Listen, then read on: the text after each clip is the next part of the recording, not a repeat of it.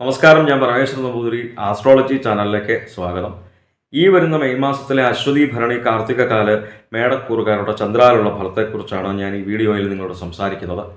ജ്യോതിഷത്തെ ബഹുമാനിക്കുന്നവർക്കും വിശ്വസിക്കുന്നവർക്കും വേണ്ടി മാത്രമായാണ് ഞാൻ ഈ വീഡിയോ ചെയ്യുന്നത് എന്നതിനാൽ ജ്യോതിഷത്തിൽ വിശ്വാസമില്ലാത്തവർ ദയവ് ചെയ്തോ ഈ വീഡിയോ കാണരുത് എന്നാണ് എൻ്റെ വിനീതമായിട്ടുള്ള അപേക്ഷ. ഗ്രഹങ്ങളുടെ സ്ഥിതിക്കനുസരിച്ച് നല്ല ഫലങ്ങളെ സൂചിപ്പിക്കും, മോശ ഫലങ്ങളെയും സൂചിപ്പിക്കാനിട വരും. നല്ല ഫലങ്ങളെ മനസ്സിലാക്കി ജീവിത വിജയം വരിച്ചാൽ വളരെ സന്തോഷം. അതേപോലെ തന്നെ മോശഫലങ്ങളെ മനസ്സിലാക്കി ആ മോശഫലങ്ങളിൽ നിന്ന് ഒരാളെങ്കിലും മുക്തി നേടിയാൽ വളരെ സന്തോഷം. എന്തായാലും അശ്വതി ഭരണി കാർത്തിക കാല മേടക്കൂറുകാർക്ക് മെയ് മാസം 14-ാം തീയതി വരെ ജന്മത്തിലാണ് സൂര്യൻ നിൽക്കുന്നത്. ജന്മത്തിൽ നിൽക്കുന്ന സൂര്യനെ കൊണ്ട് ദേഹപീഠകൾ വന്നു ചേരുക, ശരീരത്തിന് പൊതുവെ സുഖക്കുറവുണ്ടാവുക, അലച്ചിലുണ്ടാവുക, ധനപരമായിട്ട് നോക്കുമ്പോഴും അത്ര നല്ല ഫലത്തെയല്ല ജന്മത്തിൽ നിൽക്കുന്ന സൂര്യനെ കൊണ്ട് സൂചിപ്പിക്കുന്നത്. 14-ാം തീയതിക്ക് ശേഷം പ്രത്യേകിച്ചും ഈ ധനപരമായിട്ടുള്ള കാര്യങ്ങൾ ചിന്തിക്കുന്ന 2-ാം ഭാവത്തിൽ സൂര്യൻ നിൽക്കുമ്പോൾ പ്രത്യേകിച്ചും ശ്രദ്ധിക്കേണ്ട കാര്യങ്ങളുണ്ട്. ധനപരമായിട്ട് നോക്കുമ്പോൾ അന്യരാൽ ചതിക്കപ്പെടുവാനായിട്ടുള്ള ഫലത്തെയാണ് സൂചിപ്പിക്കുന്നത്. അപ്പോൾ അതുകൊണ്ട് തന്നെ കടം കൊടുത്തു കഴിഞ്ഞാൽ തിരിച്ചു കിട്ടാത്ത അവസ്ഥ ഉണ്ടാവാം. അതുകൂടാതെ തന്നെ പ്രത്യേകിച്ചും ഈ പുതിയ കാലഘട്ടത്തിൽ നമ്മൾ ഓൺലൈൻ മുഖേനയൊക്കെ ആയിട്ടാണല്ലോ ഈ ധനപരമായിട്ടുള്ള കാര്യങ്ങളെല്ലാം കൂടുതൽ കൈകാര്യം ചെയ്യുന്നത്. അപ്പോൾ ഓൺലൈൻ മുഖേന ധനം കൈമാറ്റം ചെയ്യുമ്പോഴും പ്രത്യേകിച്ച് ശ്രദ്ധിക്കുക. നമുക്ക് പരിചിതമല്ലാത്ത ആൾക്കാർ നമ്മളുടെ മൊബൈലിലേക്ക് ഓരോ ലിങ്കൊക്കെ അയച്ചു തന്ന് അതൊക്കെ ഓപ്പൺ ചെയ്യുവാനായിട്ട് നിർബന്ധിച്ചാൽ അതൊന്നും ഒരു കാരണവശാലും ചെയ്യരുത്. അങ്ങനെ ചെയ്തു കഴിഞ്ഞാൽ നമ്മളുടേതെന്ന് കരുതപ്പെടുന്നതായിട്ടുള്ള ആ മൊബൈൽ ഫോണിൻ്റെ ഉപയോഗം പിന്നെ അവരുടെ കയ്യിലേക്ക് എത്തപ്പെടും. അപ്പോൾ അങ്ങനെ നമ്മളുടെ ധനപരമായിക്കോട്ടെ, അതേപോലെ തന്നെ നമ്മളുടെ മൊബൈലിൽ സൂക്ഷിച്ചതായിട്ടുള്ള വിശേഷപ്പെട്ട രേഖകളായിക്കോട്ടെ, ധനവും ഒക്കെ നഷ്ടപ്പെട്ടു പോകുവാനായിട്ടുള്ളൊരു ഫലത്തെ സൂചിപ്പിക്കുന്നുണ്ട്. അപ്പോൾ ഇതൊന്ന് പ്രത്യേകിച്ച് ശ്രദ്ധിക്കുക. അപ്പോൾ ഈ ജന്മത്തിൽ നിൽക്കുമ്പോഴും രണ്ടിൽ നിൽക്കുമ്പോഴും സൂര്യനെ കൊണ്ട് അത്ര നല്ല ഫലത്തെ അല്ല സൂചിപ്പിക്കുന്നത് എന്ന് മനസ്സിലാക്കി ആ മോശഫലങ്ങളൊന്നും നമ്മളിലേക്ക് വരാൻ പാടില്ലല്ലോ. അപ്പോൾ അതുകൊണ്ട് തന്നെ ഈ മോശഫലങ്ങളെ ഇല്ലാതാക്കാൻ വേണ്ടിയിട്ട് പ്രത്യേകിച്ച് മഹാദേവനെയാണ് മനസ്സിരുത്തി ആരാധിക്കേണ്ടതും പ്രാർത്ഥിക്കേണ്ടതും.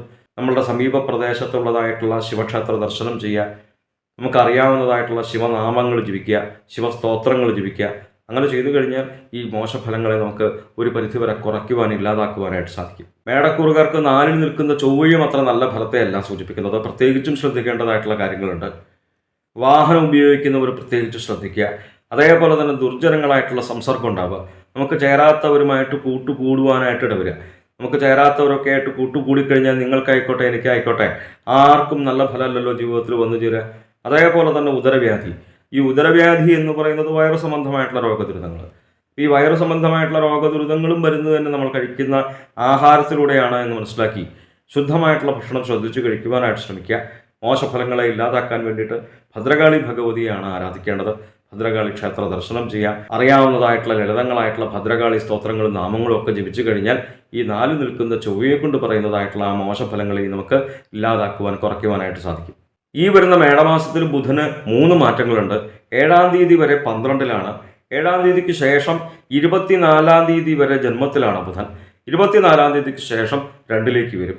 24-ാം തീയതിക്ക് ശേഷം 2-ലേക്ക് വരുന്ന ബുധനെ കൊണ്ട് വളരെ നല്ല ഫലത്തെയാണ് സൂചിപ്പിക്കുന്നത്. 7-ാം തീയതി വരെ 12-ൽ നിൽക്കുന്ന ബുധനെ കൊണ്ട് അസൂയാലുക്കളുടെ വർധനവ് വന്നു ചേരുന്നൊരു ഫലത്തെയാണ് സൂചിപ്പിക്കുന്നത്. 7-ാം തീയതിക്കും 24-ാം തീയതിക്കും ഇടയ്ക്കുള്ള സമയത്ത് ബുധനെ കൊണ്ട് താൻ വാക്ക് പിഴ നിമിത്തം തന്നെ കലഹം ഉണ്ടാവാനായുള്ള ഒരു ഫലത്തെയാണ് സൂചിപ്പിക്കുന്നത് ജന്മത്തിൽ നിൽക്കുമ്പോൾ. ഇപ്പോൾ കലഹം ഉണ്ടാവുന്നത് നിങ്ങൾക്കായിക്കോട്ടെ എനിക്കായിക്കോട്ടെ ആർക്കും ഇഷ്ടമുള്ള ഒരു കാര്യമല്ലല്ലോ. കലഹം ഉണ്ടായിക്കഴിഞ്ഞാൽ തന്നെ ഉള്ള സമാധാനം കൂടി അങ്ങോട്ട് പോകും അല്ലേ. അപ്പോൾ കലഹം ഉണ്ടാവാതിരിക്കാൻ വേണ്ടിയിട്ട് പ്രത്യേകിച്ചും ആ ഫലത്തെ സൂചിപ്പിക്കുന്നത് തൻ വാക്ക് പിഴ നിമിത്തം തന്നെ, അതായത് നമ്മളുടെ വാക്കുകൾ കൊണ്ട് തന്നെയാണ് കലഹം ഉണ്ടാവുന്നത് എന്ന് മനസ്സിലാക്കി നല്ല വാക്കുകൾ സംസാരിക്കുവാനായിട്ട് ശ്രമിക്കുക. അനാവശ്യമായിട്ട് മറ്റുള്ളവരുടെ കാര്യങ്ങളിൽ ഇടപെടാതിരിക്കുക. ഇങ്ങനെ ശ്രദ്ധിച്ചാൽ ഈ മോശഫലത്തെ നമുക്ക് ഒരു പരിധിവരെ കുറയ്ക്കുവാൻ, ഇല്ലാതാക്കുവാനായിട്ട് സാധിക്കും അല്ലേ. 24-ാം തീയതിക്ക് ശേഷം 2-ലേക്ക് വരുന്ന ബുധനെ കൊണ്ട് വാക്കുകൾക്ക് ശോഭ ഉണ്ടാവുക, നമ്മളുടെ വാക്കുകളെ മറ്റുള്ളവർക്ക് ഇഷ്ടപ്പെടുക. ഇത് കൂടാതെ തന്നെ നല്ല രീതിയിൽ തന്നെ ധനം വന്നു ചേരുക. അതായത് 2-ൽ നിൽക്കുന്ന ബുധൻ വളരെ നല്ല ഫലത്തെ സൂചിപ്പിക്കുന്നു. അതുകൊണ്ട് തന്നെ വിദ്യാപരമായിട്ടുള്ള കാര്യങ്ങളും ചിന്തിക്കുന്നത് ബുധനെ കൊണ്ടായതുകൊണ്ട് തന്നെ 24-ാം തീയതിക്ക് ശേഷം വിദ്യാർത്ഥികൾ പരീക്ഷയ്ക്ക് എഴുതുമ്പോൾ വളരെ നല്ല രീതിയിൽ തന്നെ എഴുതുവാനായിട്ട് സാധിക്കുക, ഉന്നത വിജയം വന്നു ചേരുക. ഉദ്യോഗാർത്ഥികൾ ജോലിക്ക് വേണ്ടി ശ്രമിക്കുമ്പോൾ വളരെ നല്ല രീതിയിൽ തന്നെ ശോഭിക്കുവാനായിട്ട് സാധിക്കുക. ചോദിക്കുന്ന ചോദ്യങ്ങൾക്ക് കൃത്യമായിട്ടുള്ള ഉത്തരവൊക്കെ പറയുവാനായിട്ട് സാധിക്കുന്ന നല്ല ഫലത്തെയാണ് 24-ാം തീയതിക്ക് ശേഷം 2-ലേക്ക് വരുന്ന ബുധനെ കൊണ്ട് സൂചിപ്പിക്കുന്നത്. ഈ വരുന്ന മെയ് മാസത്തിലെ ഏറ്റവും പ്രത്യേകത എന്താണെന്ന് ചോദിച്ചു കഴിഞ്ഞാൽ വ്യാഴമാറ്റം സംഭവിക്കുന്നുണ്ട്. ഇടവം രാശിയിൽ നിൽക്കുന്നതായിട്ടുള്ള വ്യാഴം മിഥുനം രാശിയിലേക്ക് വരികയാണ്. മേടക്കൂറുകാർക്ക് 2-ലായിരുന്നു വ്യാഴം. 2-ൽ നിൽക്കുന്ന വ്യാഴം മെയ് 14-ാം തീയതിക്ക് ശേഷം 3-ലേക്ക് വരുന്നു. രണ്ടിൽ നിൽക്കുന്ന വ്യാഴം, അതായത് മെയ് 14 തീയതി വരെ രണ്ടിൽ നിൽക്കുന്ന വ്യാഴത്തെ കൊണ്ട് വളരെ നല്ല ഫലത്തെയാണ് സൂചിപ്പിക്കുന്നത്. ശത്രുപരമായിട്ടുള്ള ഉപദ്രവങ്ങളില്ലാത്ത അവസ്ഥ, നല്ല രീതിയിൽ തന്നെ ധനം വന്നു ചേരുക, അതുകൂടാതെ തന്നെ ലൗകികങ്ങളായിട്ടുള്ള സുഖങ്ങൾ അനുഭവിക്കുന്ന വളരെ നല്ല ഫലത്തെയാണ് രണ്ടിൽ നിൽക്കുന്ന വ്യാഴത്തെ കൊണ്ട് സൂചിപ്പിച്ചിരുന്നത് എന്നുണ്ടെങ്കിൽ 14 തീയതി വരെ ഈ നല്ല ഫലം ഉണ്ട് എന്ന് മനസ്സിലാക്കുക. 14 തീയതിക്ക് ശേഷം 3ലേക്ക് വരുന്നതായിട്ടുള്ള വ്യാഴത്തെ കൊണ്ട് അത്ര നല്ല ഫലത്തെ അല്ല സൂചിപ്പിക്കുന്നത്. 3ൽ നിൽക്കുന്ന വ്യാഴത്തെ കൊണ്ട് പറയുന്നതായിട്ടുള്ള ഫലം കാര്യവിനാശം വന്നു ചേരുക. നമുക്ക് ആർക്കും ഇഷ്ടമുള്ളതായിട്ടുള്ള ഒരു ഫലമല്ല. കാര്യവിനാശം എന്ന് പറഞ്ഞാൽ നമ്മൾ ഏത് കാര്യങ്ങൾ ചെയ്തു കഴിഞ്ഞാലും നമ്മൾ ആഗ്രഹിക്കുന്നതായിട്ടുള്ള നല്ല ഫലം നമ്മളിലേക്ക് വന്നു ചേരാത്ത കാലയളവ്. അപ്പോൾ അതാർക്കും ഇഷ്ടമുള്ളൊരു കാര്യമല്ല. അത് കൂടാതെ തന്നെ സ്ഥാനഭ്രംശം, ഈ വരുന്ന ഒരു വർഷ കാലയളവിനുള്ളിൽ ജോലി സംബന്ധമായിട്ടൊക്കെ ട്രാൻസ്ഫർ വന്നു ചേരുന്ന ഒരു ഫലത്തെ സൂചിപ്പിക്കുന്നുണ്ട്. അപ്പൊ വ്യാഴം മെയ് 14 തീയതിക്ക് ശേഷം 3ലേക്ക് വരുന്ന വ്യാഴം അത്ര നല്ല ഫലത്തെയല്ല മേടക്കൂറുകാർക്ക് സൂചിപ്പിക്കുന്നത് എന്ന് മനസ്സിലാക്കി ഈ മോശഫലങ്ങളെ ഇല്ലാതാക്കാൻ വേണ്ടിയിട്ട് പ്രത്യേകിച്ച് ഗുരുവായൂരപ്പനെയാണ് മനസ്സിലത്തി ആരാധിക്കേണ്ടത്. എല്ലാവർക്കും എപ്പോഴും ഗുരുവായൂർക്ക് പോയി തൊഴാൻ പറ്റിയെന്ന് വരില്ല. നമ്മുടെ സമീപ പ്രദേശത്തുള്ളതായിട്ടുള്ള വൈഷ്ണവ ചൈതന്യം നിലകൊള്ളുന്നതായിട്ടുള്ള ക്ഷേത്രങ്ങളിൽ ദർശനം ചെയ്യുക, യഥാശക്തി വഴിപാടുകൾ കഴിക്കുക. സാമ്പത്തിക സ്ഥിതി മോശമാണെന്നുണ്ടെങ്കിലും ഒട്ടും പരിഭ്രമിക്കേണ്ട കാര്യമൊന്നുമില്ല, മനസ്സിലെത്തി തൊഴുക. അതുപോലെ തന്നെ വിദേശത്ത് താമസിക്കുന്നവർക്ക് ക്ഷേത്ര ദർശനം പെട്ടെന്നൊന്നും സാധ്യമായിരുന്നു വരില്ല. അപ്പോൾ വിദേശത്ത് എവിടെയാണെന്നുണ്ടെങ്കിലും നമ്മൾ താമസിക്കുന്ന സ്ഥലത്ത്, വാസസ്ഥലത്ത് നമുക്ക് നാമം ജപിക്കാമല്ലോ, നാരായണ എന്നുള്ള നാമം ജപിക്കുക. അപ്പോൾ ഈ വ്യാഴത്തെ കൊണ്ട് പറയുന്നതായിട്ടുള്ള 3ൽ നിൽക്കുന്ന വ്യാഴത്തെ കൊണ്ട് പറയുന്നതായിട്ടുള്ള ആ മോശഫലങ്ങളെ നമുക്ക് ഒരു പരിധി വരെ കുറയ്ക്കുവാൻ, ഇല്ലാതാക്കുവാനായിട്ട് സാധിക്കും. എന്തായാലും കുടുംബത്തിൽ നിന്ന് നാമം ജപിക്കുമ്പോൾ നാരായണ എന്നുള്ള നാമം ജപിക്കുക, നാമജപം ശീലമാക്കുക. 12ലാണ് ശുക്രൻ മേടക്കൂറുകാർക്ക്. 12ൽ നിൽക്കുന്ന ശുക്രൻ വളരെ നല്ല ഫലത്തെയാണ് കേട്ടോ സൂചിപ്പിക്കുന്നത്. ധനധാന്യ സമൃദ്ധി വന്നു ചേരുന്ന നല്ല ഫലത്തെയാണ് സൂചിപ്പിക്കുന്നത്.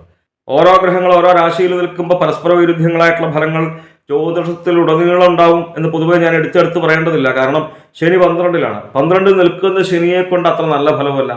ഇടയിടയിൽ ഓരോന്നും ഇങ്ങനെ വന്നു ചേരുക. ഒന്ന് കഴിയുമ്പോൾ മറ്റൊന്ന് കഴിയുമ്പോൾ വേറൊന്ന് കഴിയുമ്പോൾ മറ്റൊന്ന്, ഒന്നങ്ങോട്ട് കഴിഞ്ഞു എന്നിങ്ങോട്ട് വിചാരിക്കുമ്പോഴത്തേക്കും മറ്റൊരു ദുരിതം അങ്ങോട്ട് തുടങ്ങാം. അപ്പോൾ അതത്ര നല്ല ഫലമല്ല.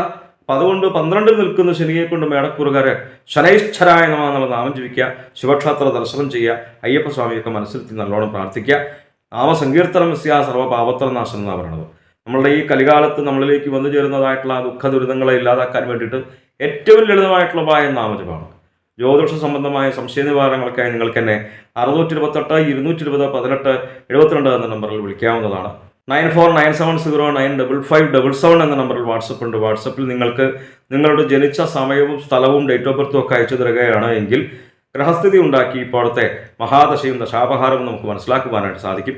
നേരിട്ട് കാണുവാനാണെന്നുണ്ടെങ്കിൽ ചോറ്റാനിക്കര ഭഗവതിയുടെ പടിഞ്ഞാറേ നടയിൽ ബൈപ്പാസിന് സമീപമുള്ള ജ്യോതിഷാലയത്തിൽ വരാവുന്നതാണ്. 628 220 18 72 എന്ന നമ്പറിൽ മാത്രം വിളിക്കുവാനായിട്ട് ശ്രമിക്കുക. നന്ദി, നമസ്കാരം.